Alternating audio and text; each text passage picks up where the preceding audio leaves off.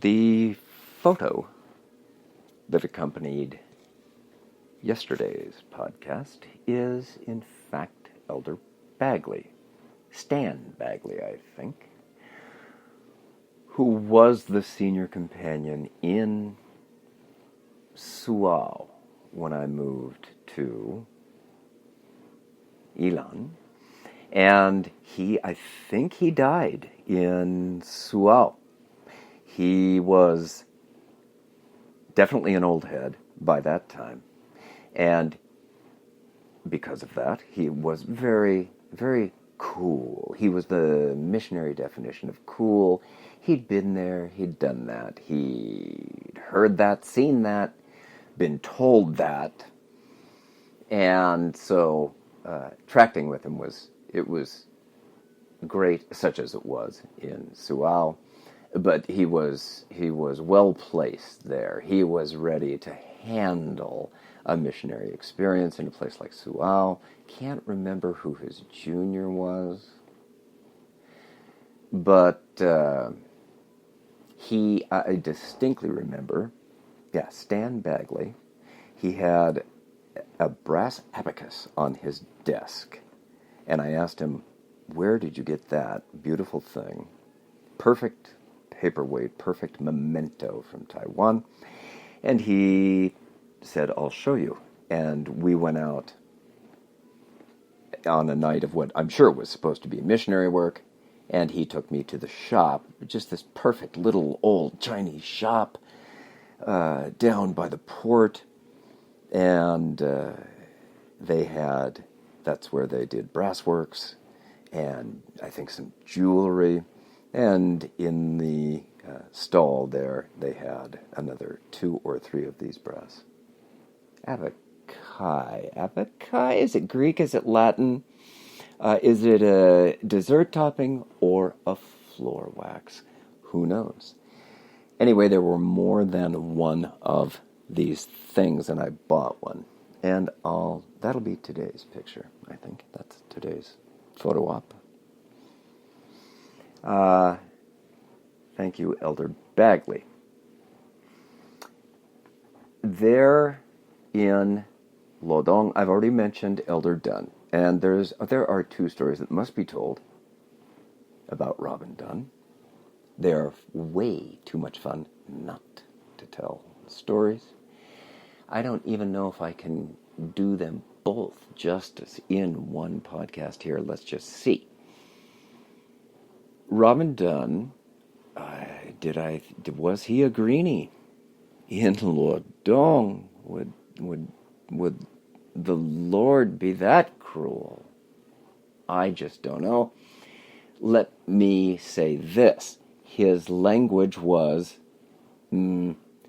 still developing. I bet he'd be the first one to admit that, because I think he was actually a greenie, and Kelly Judy was his greenie buster as a DL. That might have happened. But Robin Dunn used to entertain all the kids, all the children, with his Mandarin. And some of it was real, and some of it was his way of teasing them because he knew what would get a laugh. And also some of it was practicing Mandarin and learning Mandarin, although the kids, of course, were always trying to teach him slang and naughty words, which was all part of the fun. Robin Dunn always had a tribe of kids around him, like the Pied Piper. One day he was playing, or there were 2 kids, young teenagers, playing football, Nerf football, on the gravel road there, out in front of the apartment. We must have been having a district meeting there in Lodong, and he's messing around playing Nerf football, and he goes long for a pass, and he goes to the edge of the gravel road, and he trips, and he falls into an open binjo. And this is not a city binjo, not a paved binjo. No, this is one of those open black Binjos running at the edge of a rice paddy with 2 or 3 clan houses nearby. And in this beautiful, swooping, reaching arc, I think he had one hand on the ball as he lost his footing and thunked into that wet black tar that was more solid than liquid. And, of course, everything came to a halt. Everybody went silent. Any kids that were laughing were now wide-eyed and agape. He's fallen, essentially face-planted into a binjo. All the elders go silent because this is not done. The human body is not meant to do this. Certainly not Anadoga. What should we just leave him there? Maybe cover him up, let him die and decay, because he's not gonna survive this. By that time, Elder Dunn begins pulling himself out of the muck. He loses a shoe, he's lost his glasses, and pulls himself out, thwacking and thunking the entire way. And as he brings himself to his feet, it's as if he's split down the middle, and on one half we've got Elder Dunn, and on the other half you've got some kind of creature from the Black Lagoon, covered from that half of his head all the way down to his foot in black, gray, brown tar. And he staggers toward us, and he lets out a scream, very much a little girl scream. Again, I think he'd be the first person to admit that, knowing what has taken place, knowing what has happened. And we guide him into an excuse for a backyard there, back behind the kitchen, around the side. Is that possible? We wouldn't have brought him through the house.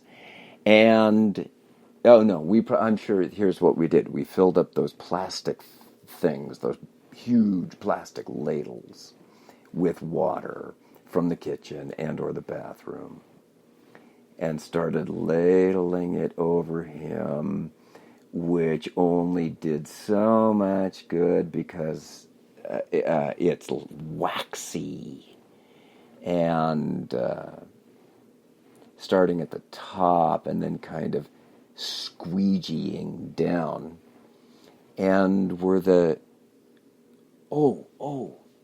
sisters were there. That's right. Oh, yes.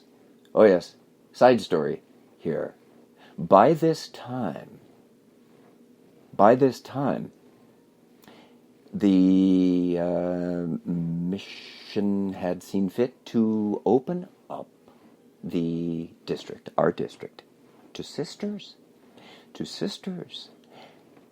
And who better to do that than Sister Peggy Plant, of course, comes down follows me from Sancho down to the Ilan district. No, it was probably the Lodong district, to establish a sister's apartment there, which she does with exactly the same efficiency.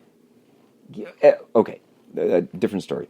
Fast forward a little bit to the Robin Dunn Binjo episode, because the sisters were there. It must have been a district meeting. The sisters were there. I remember distinctly because Elder Dunn started peeling off his clothes. You bet he did. It was easier just to peel away his shirt and take that heavy layer of Binjo slop with it as we were dousing him with the closest thing to fresh water we could find. Easier to do that than to scrape it, pull it off of his shirt, and he exposed his garments to the sisters. And the sisters, of course, were furiously helping him cleanse himself in an attempt to save his life while risking their own. I don't know what I was doing. Probably taking pictures. Do I have pictures of this?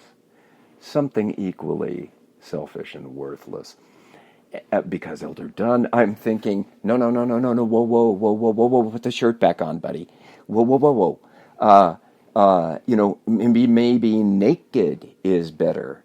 Because eventually, his pants came off. Everybody else involved in the situation was an adult, except for Corey.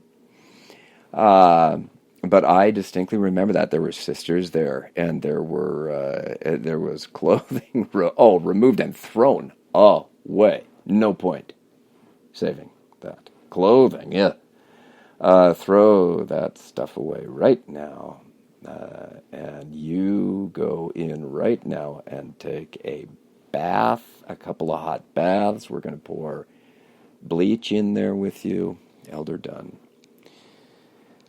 so that you might survive this episode. Boy, that is a clear memory.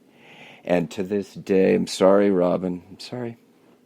But when I think of you, I still have that smell. You know that smell. I know you know that smell. You probably still have that smell in your veins, in your very DNA. You cannot have an encounter like the one I've just described and not... it's like a tattoo. And I hope that you have survived to this day without manifesting any of who knows what might be the pathogens to which a person such as yourself would be exposed by diving headfirst, face plant, half your face. Did it get into your mouth and your nose? I don't know. But I'm sure glad it wasn't me.